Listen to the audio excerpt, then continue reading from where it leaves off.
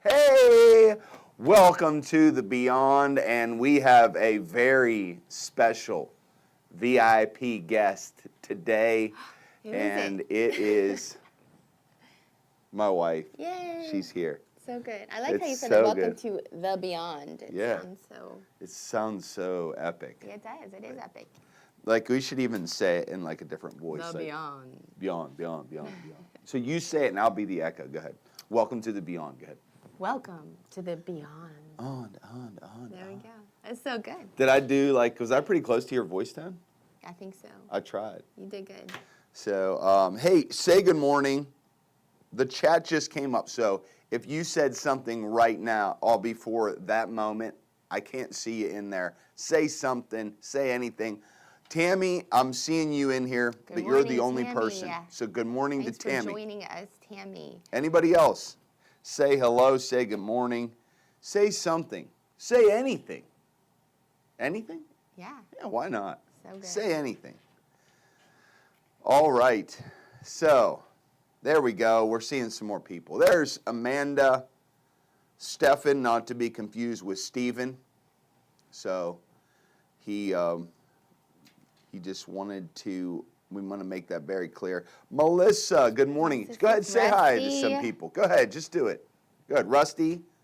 Courtney. Give a proper greeting to the people. Are you talking to me? Yeah. Andy Proper? McKinney. Yeah, like a proper like good morning.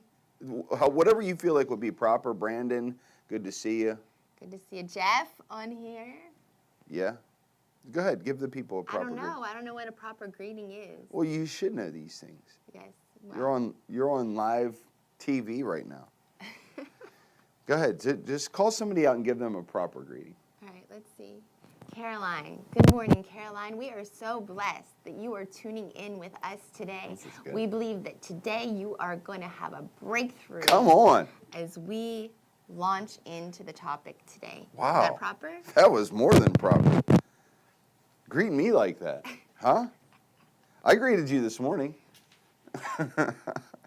First thing in the morning, you were like brushing your teeth, and I came right out, and the first thing I said, do you remember what I said? Yeah, you looked all tired, and you said... I said, oh my goodness, and you're like, what? I go, I just saw the face of an angel. Yeah, you were lying. No, I wasn't. So good. So, see, she said it was beautiful. You were so welcome, and I mean that from the bottom of my heart, Caroline. Yeah, I felt it was real. I could feel it was genuine. Good morning, Lisa. Good morning, all of you all. It's good to see you. Top of the morning. Top of the morning to you. Brandon would say, or you could even abbreviate that a little bit. Top of the morn to you. See what I did there? I like that. I just saved you. I just actually saved you like some extra vowels and stuff that you didn't have to say. It's so good. So try that, Brandon, maybe next time. You guys are getting some good tips this morning. Just try top of the morn. It's just a little bit more abbreviated. Good morning, Emily. And good to see all of you all here. All y'all. All y'all are in the house today. So, yeah, it's great to be here, huh? So good.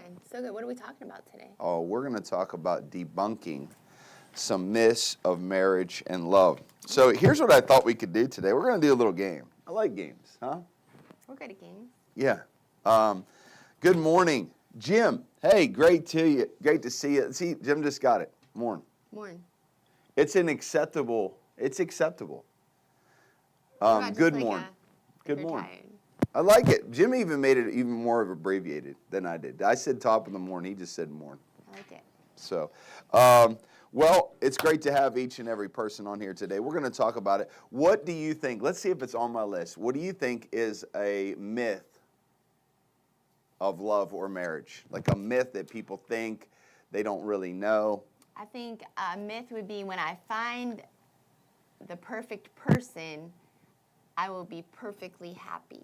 Yes, that is one. Yes, when I find that perfect person, I'll be perfectly happy. What's wrong with that myth? Come on, tell me about it. There's no perfect people. Yes. And another person doesn't make you happy. Yes, that's good. Did I win something? Yeah, you win. What did you buy me for Valentine's Day? You know what I bought you. I bought you a little getaway. I already surprised you. That is so nice. And I just got you flowers yesterday, too. Yeah, you did. So, I was thinking if I won something extra for getting that right. You get a hug. I love that. I'll take all the hugs. Oh, look at that. That was free. So, all right. So, I don't know that I have. But anyway, so I think, when we look at that, going into that, that's really self-seeking. You know what I mean? Like when I find the perfect person, there's no such thing as that. And I think that one of the things that we look at in the nature of love is that, and this is what a lot of people miss out, is that love really is, there's many things about love, but one of the things that we find out about love is love isn't self-seeking. You could actually say it like this: love seeks to serve. So let's just talk about that for a moment. Love does seek to serve one another. And if we're looking at our relationship through the eyes of just like, what can you do for me today? Or what are you giving to the relationship? Or you don't do this for me, or you don't do that for me. And it almost becomes really more about what you can do for me today than it is about me serving. And if we don't have this mindset, I'm here to serve, then it really becomes selfish, self-centered, and the relationship becomes very unhealthy. Yeah. Because all they can do is get their eyes on their self, and that never can end well in a relationship. So let's talk about that for a minute. Yeah, I love Melissa Six threw up in the chat. One of the myths is it's not 50-50, and that's going along with what we're talking about today is, whatever you focus on is going to magnify in your life. In any relationship that you have, there's different perspectives that you can see your life through. You can see your relationships through. And if you're looking at your relationships through the perspective of self, then everything is going to be magnified in that area in a way that how everything's going to be magnified of how that other person isn't meeting your needs instead of thinking about how I can be a blessing to their lives. Any person on any given day, if you're looking through life focusing on the wrong things, you can take a downward spiral very quickly. That you can go from being very grateful for your spouse to rattling off a list of how they're not enough, they'll never be enough, how they're not as good as the person's husband or wife on Instagram. And you start this comparison game that just always leads to dead ends. That's true. That's true. So, I think that, what Christ really showed and modeled for us was love. You look at how he served the disciples, how he served other people, and he really is the ultimate example of love. And so, I think sometimes people have this idea too, where they say, where they might say, something. Well, let's look at the next myth. Let's look at the next. Our relationship would be once we're married, we don't really have to do so much for our relationship. We're married already. So that's I think in a lot of ways, let's debunk that myth. I think that's a great one because I think that could go a couple different ways. Mm-hmm. To me, maybe that's like more of and I could be wrong, but more of like a male thinking like a finish line. Like I got her the ring, we had the wedding, and now like I reached some sort of finish line in our relationship. Mm-hmm. And I think women on the opposite, or at least me, I know when we were young and married, I was like, okay, this is great. Now like it's gonna get super romantic and and it did. Let's be honest. I mean, it's been great. It has been great. It's been amazing. But I think, not not setting unrealistic expectations on either ends of the spectrum of, what that looks like to now finally be married. Because once again, if you're looking for that marriage license that day to say, now you can be happy, now you can start living your best love life ever, you're missing the whole point of it. Yeah.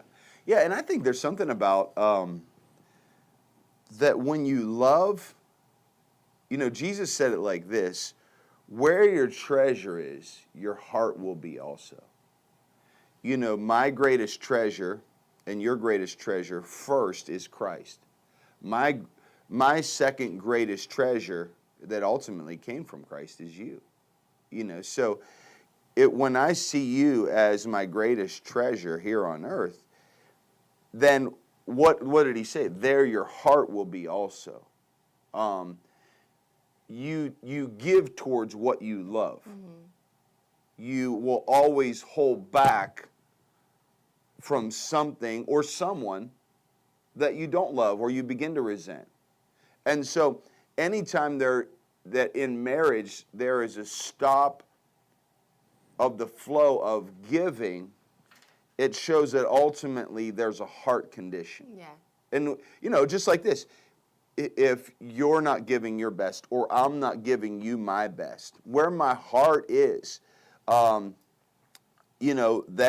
my treasure is, my heart is. So, ultimately I'm going to be giving and investing into this relationship because I see it as a gift from God. I treasure it. And to what you said, it's not the finish line. And that's what most people, I shouldn't say most, a lot of people do that. Now we're married, we don't have to do all that stuff we used to do. But it's the spontaneity, it's the creativity, it's the kind of the mystery of things that keeps it alive and fresh. Yeah. And I think a lot of that comes back to like defining love. So, when people are dating, they're defining love almost is like, and you are excited about that person and there should be a natural attraction, but it can't stop at just that lust aspect of just, once we get married, then we can be together and love is so much more than that. And really after you get married, you start to unpack what love truly is. If you watch Sunday, we talked a little bit about how we make our vows. And on that wedding day, we're like, yeah, sure, no problem. We'll make these vows. But then life happens and you start to walk out this covenant, these vows that you've made to your spouse and before God. And, it's not always, smooth sailing. That sometimes there are things that you walk through where love actually has an opportunity to come to the forefront. Sometimes it's working things out, living with that other person, that iron is sharpening iron, that the things that you thought were super cute when you were dating aren't super cute anymore. Well, yeah, and I mean, in a lot of ways, like, marriage is like, when you look at it, it's a death trap to yourself, your old nature. Like, you're going to die when you get married. Marriage is a death trap. Yeah, for your old nature. I like the second half of that. You're like, wait, what? What did you say? That's not romantic. Like, whoa! It's a death trap. How did we get? It's a crucifixion process of your self nature, because in your old nature, you don't want to prefer someone else. No matter how much, like you say, you love them, and you know, you don't want to put them before, you know, but it's the nature of love that changes our hearts. But that means, like, you've always got to be crucifying something, though, you know. Think about, like, the nature of love. You know, I was thinking about this today. You've heard the song, All We Need Is Love. And so, like, from some perspectives, you could say, well, you know, that's not all you need. But actually, if you look at what biblical love is, all you do really need is love. Because if you look at it defined, it's patient, it's kind, it's not self-seeking. So the purity of what love is actually the thing that we need the most, because God is love. Yeah. So when you look at it, you know, obviously what the world defines as love, you don't, all you need is more than that. But when you look at what God defines it as, then I'm not going to be, what is it? It's not self-seeking. It's not rude. It's not irritable. And that when you're in a context of relationship and marriage, to your point earlier, you're going to see everything about that person, the good, the bad, the ugly. You're going to see them on their best day, on their worst day. You're going to see them, you know, in laughter and tears and anger and all these things that come. And so when you have a mindset of love and approach to love, and that I understand that this is going to be something ultimately that I die to self, then you actually, though, find the life you've always wanted. So, you know, anybody that's walked the process out of death to the selfish nature has found, like, this is way better than just doing it the old nature way. It's where the life and the joy and the peace is when you lay down your life to serve one another. That's it, and the peace flows. And that's why I always like to say in the February Love series, this isn't just applicable to relationships between a man and a woman. This is actually your children, your family, your friendships. Love is a principle that should be flowing through every relationship of our lives, that if you take these principles of love, then you can actually enrich everything around you. And I love talking about 1 Corinthians 13, where it says, love never fails. That's good. And if you think about that, you know, that's it. And love never quits.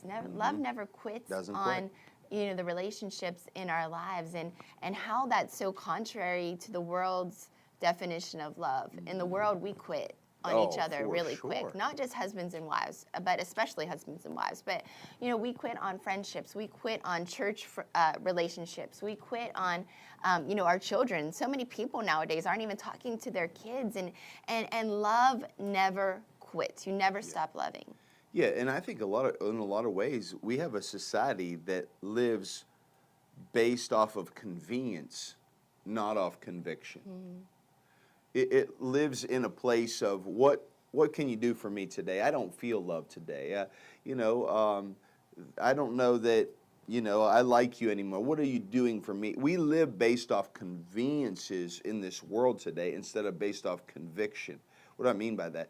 When you're living off principles that are found in God's Word, that are eternal truths, you're living off the conviction of what you know the reality of truth is. And when you're living in that truth, that's when you actually see the wisdom bearing the right fruit in your life. Jesus said it like this. He said, wisdom is proved right by her children, or by the fruit. So when you live in these principles of wisdom, the fruit of your life is going to speak so loudly to the world that this is how you need to live. This is how you need to live in this truth. You need to walk in this wisdom, because it will manifest the life you really want. Instead of living a life of convenience, of what's just convenient for me in the moment. And really, in a lot of ways, we live in a disposable, what's next society, so quickly to get rid of things that we're losing the value of deep relationships that are based off conviction and truth. That's so good. You know, and something about just sticking to it, you know, just not giving up, not quitting, will yield a result of compounded fruit in your life. Good. And, you know, anything good gets even better with longevity. That's so good. You know, understanding that there are aspects of your marriage that, I don't care if you've been married 25 years, that it's just, if you live this way, it's going to keep getting better and better and better because of the longevity of it that a lot of people don't get to reap in their life, whether that's, you know, a marriage relationship, a relationship with your children, relationship with church people, that if you just stick to it in love, it's beautiful. No, it really is. You know, you think about the you know, with any relationship, the challenges that you and I have faced over the years. If we would have given up on any of those in any of those moments, like, there is so much good fruit that comes through, like, learning to persevere and learning that love, it never gives up, it doesn't quit, and the joys, as you said, of the harvest that you experience, they're really, it's hard to even explain. Yeah. And the depth of love that you grow is something, for me, like, that you can't even comprehend until you begin to walk in it. Yeah. Like, the love that we have, I know we were in love the day we got married, and you know, for you, I know a lot of it was just, like, based on my looks as well. Like, say you loved me, but you were probably in lust too, like in lust and in love. But, like, think about this for a moment. Like, this has only gotten better, you know, like, over time. Maybe it was your Ford Tempo that just really, maybe I was just marrying you for your Ford Tempo. For all my money I had. For my $2,300, maybe. My $2,300. I think that was it. It was a 2-door. It was just too hard to resist. I think that's what made it hard. So, well, you were a little bit of a gold digger, but hey, what are you going to do about that? So, but all joking aside, you know, when we got married, we had a level of love, but I couldn't fathom the love that we have now then. Mm-hmm. But we operated in the love we had. And it's grown so strong and so beautiful that, to your point, over time, when you give it time and you've been through some battles together, girl, like, you're my girl. Yeah. Like, we've been through hell and then back and then through it again. But we've been through so much together, and it hasn't broke us. It's made us stronger, more committed, more in love. We got stories. You know, that's so good what you said, because, you know, when you're married, you will go through adverse seasons of your life, not because God wants you to, but because that's just life. You know, Jesus himself said, in this world you will have trials of many kind, but be of good cheer, for I have overcome the world. So, you know, just life in general will bring opportunities to bail on one another. That's to true. Say, you know what, this is too hard, I'm leaving. And, you know, let's talk about that for a second, because there is a truth and just power in understanding, not letting those things divide you, but if you steward your hearts right, the unity that can come after you get through that adversity is something that truly does make you stronger together. There's now a new bond that we fought through some stuff together, that I saw you take some ground, you saw me take some ground. We had to take ground together in different seasons. And talk about that for a second, just the beauty of coming through stronger. Yeah, and I'll just say this, like, if you're going to have a great relationship, you have to fight for it. You got to be willing to, like, give your very all, to lay down your life, so to say. Mm-hmm. Because if you're not willing to go that far, then your relationships will remain very surface. Mm-hmm. You know, we're physically attracted to each other. But if that's all we had, I'm saying, like, you can grow in a place where you become accustomed to anything. So if our relationship is based off the outer and there's no inner connection that goes any deeper, that's so surface. But when you have a commitment to one another, that no matter what I feel, you know this, and I know this, no matter what I feel, whether I get angry or do, say something I shouldn't have said, or vice versa, you do it. I know at the end of the day, and you know at the end of the day, like, I'm there for you. Mm-hmm. I'm going to be there. If I made a mistake, I'm going to own it. If I said something or whatever I shouldn't have, or got angry in a moment, you know and I know that we not only fight for what we have, which causes us to go beyond surface level, but we also, the second portion of it is so important, but we protect what we have. Yeah, that's so good. And even if you're attracted to your spouse, which you should be, that only lasts for so long if you're not grounded deeper in it. Because what will happen is those fights, those things will start to harden your heart to a point where you can lose that quickly. Beauty fades, the Bible says. Come on, Proverbs 31. Yeah. It's fleeting. But having that bond of the Spirit is something that can't be broken whenever you choose unity, when you choose love. And, even talking about like fighting, you get to a point where you're like, I know at the end of the day we're going to make up, so why do I want to take it there and say stupid comments in the moment? Because it's just going to bury me deeper of things that I have to apologize for. So when like, we're going to make up, you even fight differently. Yeah, and there's sometimes where one of us will just say, like, hey, listen, I don't really want to fight about this.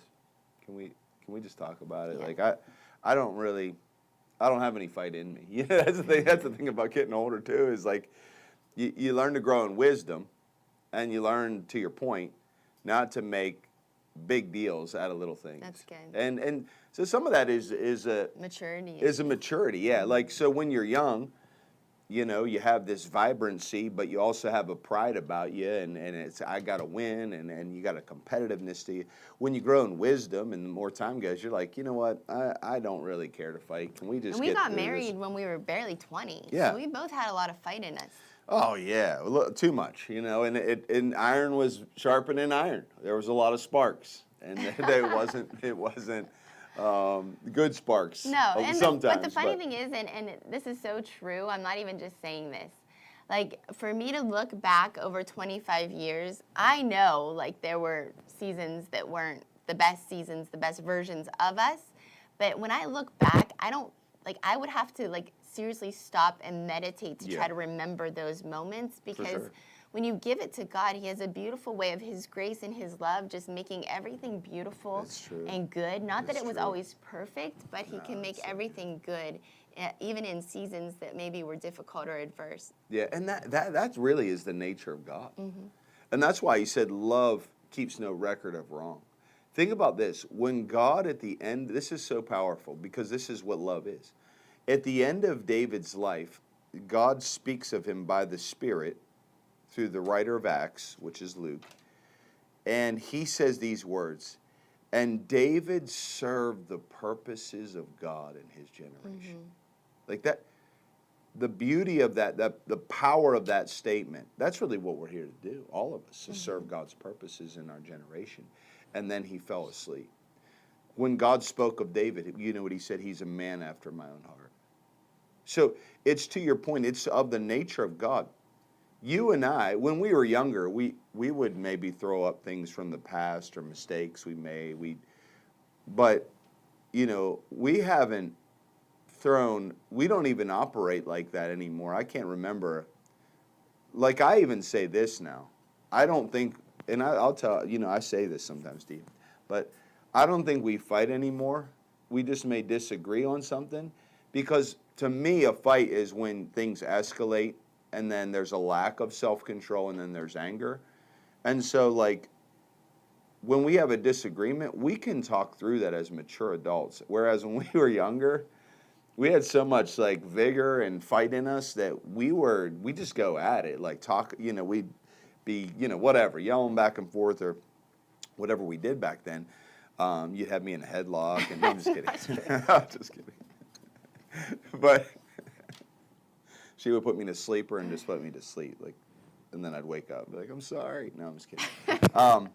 But, when you look at that, there's something so powerful about when you look back at your life and your commitment to one another, that you do only remember the good. And that's what God did with David. Yeah. He said he was a man after my own heart. And he wasn't always perfect. No, and that's sure. what just goes to show you. He made some big mistakes. I mean, if you got on the scale of 1 to 10, David was hitting some 10s like consistently. Killed a guy, slept with his wife, then he killed him. It's like the mafia stuff. And let alone all the stuff, the other things he did.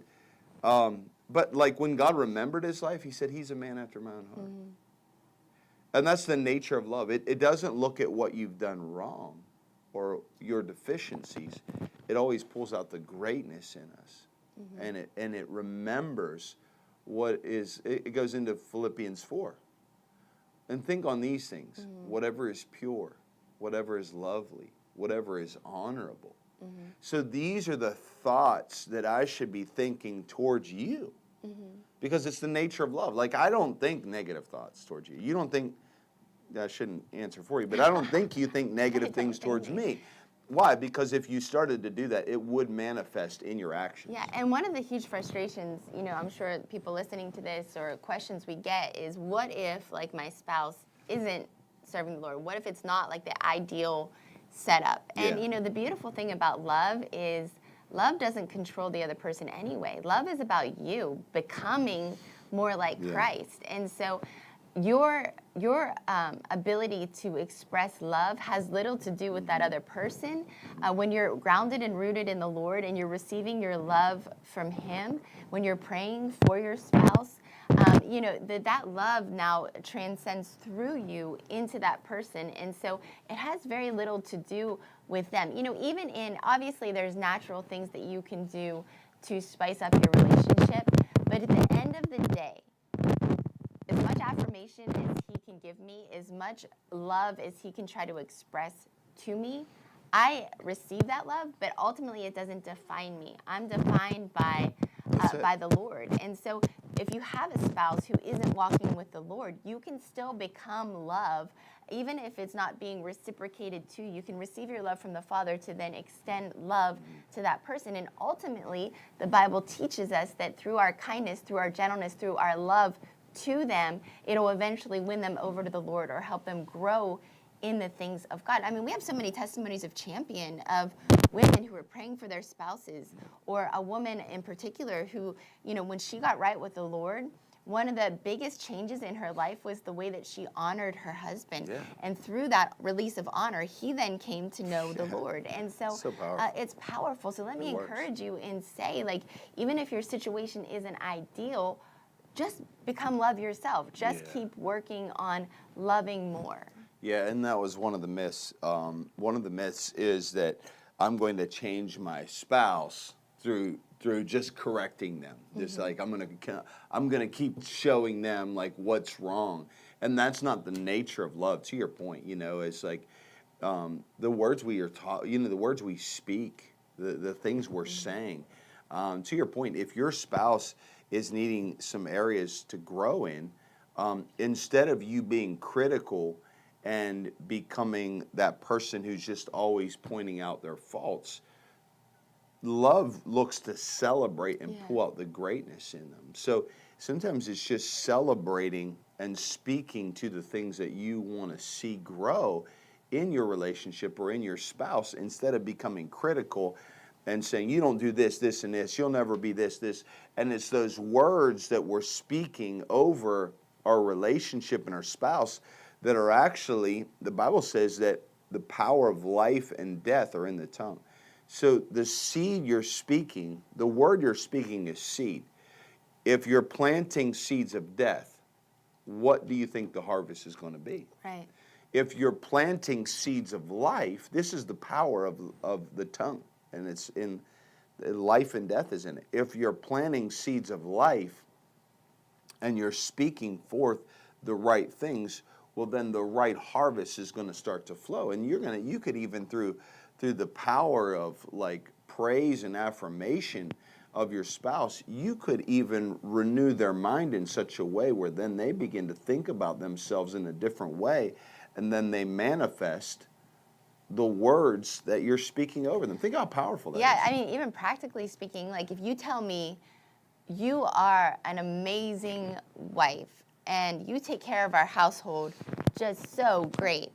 And even if you're not feeling that maybe 100%, when I hear that, I'm thinking, wow, he really thinks that? And then in my mind, I'm thinking, well, maybe I could do better this area, and this area, not because I'm in condemnation, but because I'm like, I want to fulfill what you think about me. So I'm like, wow, like if he thinks that I am a great wife, then I want to be that great wife. And the power of that in every area of our lives, like the power of life being released into our relationships. It's almost, you hit it, prophetically praising or prophetically calling out, not that you're just making it up and being like, oh, you are so handsome, like you have a six-pack, you know.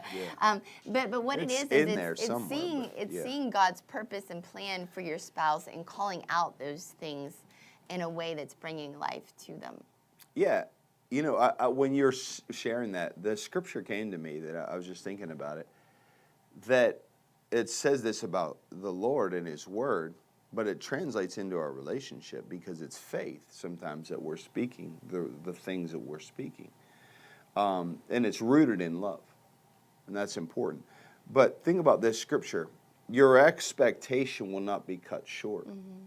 To what you were saying, if my affirmation and praise in a biblical and rooted in love type of way continues to see you and the greatness of what God's called you to be in your potential, and I keep speaking to that, then to your point, it actually causes you to rise to the expectation of what I'm speaking over you, is what you were saying. You're like, then I want to be that. Like when you start calling out those things, and think about that, that's how God moves. So we're made in the image of God. What moves God? Praise. What causes God to show up and reveal Himself? When you start praising Him as Jehovah Jireh, what does He show up as? The provider. So that's true in your relationship too, is when you begin to, and it's rooted in love, it's not manipulation, but it's rooted in love. When you start calling out those things to what you are saying, then it causes me to want to rise to that expectation, because that's my potential too. And think about that even over your kids and your family. Like when my kids mess up, I'm not like they're a screw up and start telling them how many ways they messed up. What do? You call it their potential. Like that's not who you are. You've been called to greater things. And so that's what love does. Love sees the spouse through the eyes of Christ, through the potential, through forgiveness, and then calls out those things and sees them become. It's so good. So a lot of the stuff we are covering already. I feel like we nailed this one. If I had, and then someone fills in the blank, if I had this in my life and marriage would be so much better. Let's debunk. If you were like this, or if we had this. If we went on another vacation. If we had another vacation. If I got a new car. If I didn't have to work. If we had another house. If I had this. If I had these type of clothes. Like it's endless, people. If you were like this. If you were more like this person, wow, that really gets messed up. But people do this thing.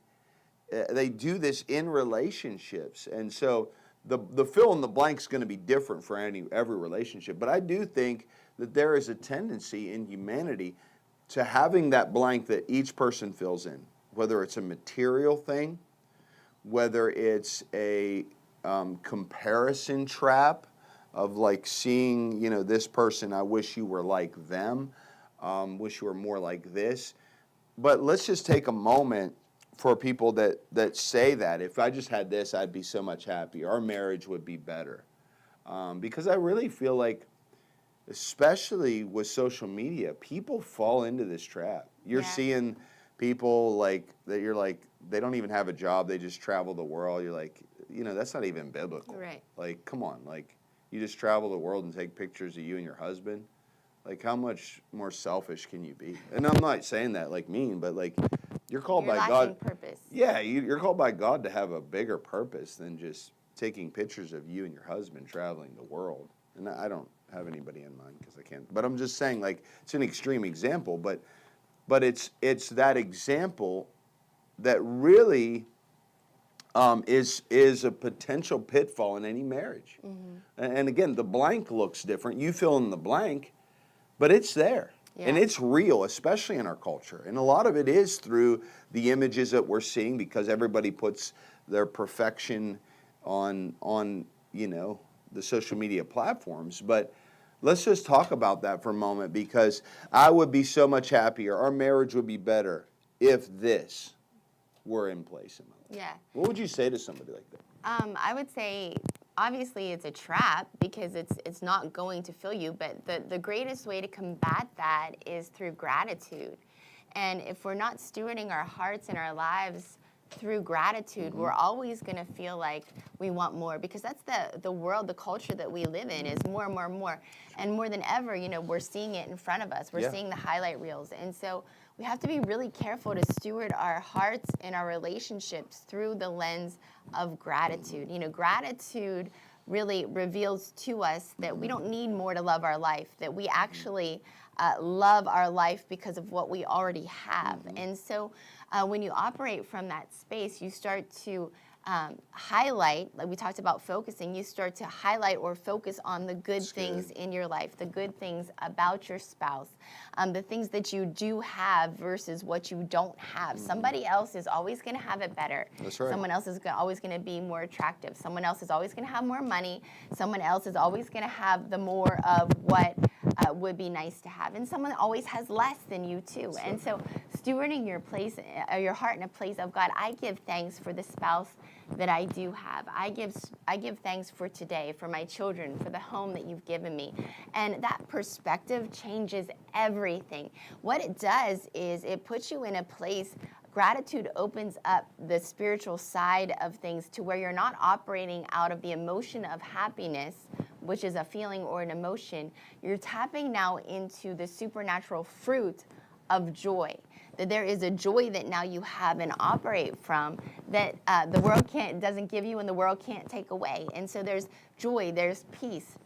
That even on your best day, even if you get the purse, even if you get the car, even if you get the house, whatever it is, you might be happy, but you don't necessarily have joy and peace in the things that your heart and your spirit truly crave to operate in. So I would say, practice gratitude daily to keep your perspective clear. Yeah, that's so good.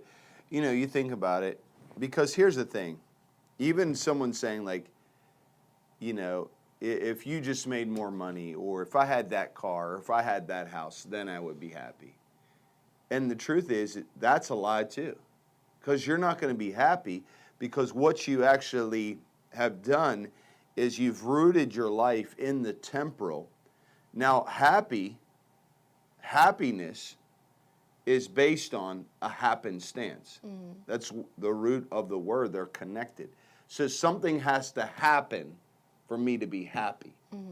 That's fleeting. Right. That's temporal. And, so when we're saying things like, if we just had this, if you were just like that, if we had this, this, and this, we would be so much happier. I would be happier. Not only is it discontentment, but it's an attitude that actually is the very attitude that caused God to reject his people, Israel, and say, you will never enter the promise and the fullness of what I have for you. Because what is it? Discontentment is rooted in a heart that will not give God praise. Not just that, but it's actually rooted in dishonor. Yeah, and it's anti-faith. It's dishonoring, though. So when they said, God, we don't like that you're feeding us bread every day, it not only was not giving praise to him for what he had done, that's one violation, but it actually dishonored God. Yeah. So when you're doing that to your spouse, if we just had this, I wish we had this, I wish we had it better, it's not only not releasing gratitude for more miracles, but it's a way you dishonor your spouse. You're actually violating the law of love because you're valuing that material or temporal thing above your spouse. And whether you want to say it that way or not, that's what you're communicating. And whether they understand what you're doing, that's what they're feeling. Because they're feeling dishonored. They're feeling like what I can do is never going to be good enough. Well, and it's true. No one, no matter how much money you have, you cannot give somebody everything they need. Mm-hmm. Especially when it comes to building a life that's based off the temporal. Yeah. So be careful when you're expressing something to your spouse, you know. That you don't create idols out of the materialistic thing. And that's what they did. They were so focused on if you were like bread. This. They were so focused on that they were missing the fact that God was trying to reveal himself as a God who provides all of our needs. And so, you know, when we put those things before our spouse, we're actually creating idols in our life that we are casting all of our hope in, all of our love in, all of our affection in over people and in relationships in our life, and we have to be careful about that. People are always the most valuable thing. Yeah, and that doesn't mean you're always worth more. My relationship with you is worth way more than anything else in this world that could ever be offered to me. You know, whether it's financial, like if someone said, "Here's an open-ended check to write," billions on trillions of dollars that you could have in your bank account right now if you give up on this relationship. It's never going to. Why? Because people are the most valuable thing in the earth. That's why you can't violate relationships based off material things or material gain. And that's why the love of these things, and really what this is rooted in, discontentment, is the love of money. Yeah. It comes back to that. It's the root of all evil. So instead of like saying this to your spouse in a way that you're not grateful and violating the love you have for one another, you just need to reword it, but make sure it's rooted in purity too. Well, there's conversations you can have. If you're believing God for something, like think about it. God had a whole promised land waiting for Israel. So what they could have done is said, God, we thank you for what you're doing right now in our life. And we know that you're going to do greater things. We praise you and we thank you right now, though, for this provision and our daily bread today. Yeah. But we thank you, Lord, that your promises are endless. And the promised land you're bringing us into is wonderful. And that's making sure, though, that the purity of my heart is actually rooted in that, in what I'm saying, and not just manipulating or saying it forced. It's saying it in a way that my heart is pure, I'm grateful for where I am, and I'm believing God for more. Yeah, I love that. And that tension between when God gives you a vision as a couple, not to address it in the wrong way, not to create a fight over it. God doesn't want you to fight over the good promises that he has for you or the desires that he's put in your heart. That's where communication unfolds and you say, hey, let's talk about this, not in an attacking way, but hey, let's talk about our goals. Let's talk about the vision for where we feel like God has taken us and be in that space together that you're believing God for those things together out of the right motive and the right space. Don't let it divide you. If you're not careful, you could even let the dreams and the purposes and the good things that God has start to come dividing you and saying, well, if you would do such and such, then we would be there quicker. No, be in a space where you're communicating, where you're understanding one another's hearts, and where you're tackling these things through prayer together. Yes, prayer and faith. You're right. Don't get in the flesh about a promise that God's given you. That, even a lot of times we'll just say, if we're believing God for something, a lot of times I'll just say, let's keep increasing our faith. Because if we continue to increase our faith, we're going to see whatever it is we're believing for manifest. That's right. The worst thing you can do is start attacking your spouse and get out of contentment. And that's what Paul was talking about in Philippians chapter 4. He said, not that I was ever in need, for I have learned, listen to what he said, how to be content with whatever I have. I know how to live on nothing or on everything. I've learned the secret of living in every situation, whether it's on a full stomach or empty, with plenty or little. I can do everything through Christ who gives me strength.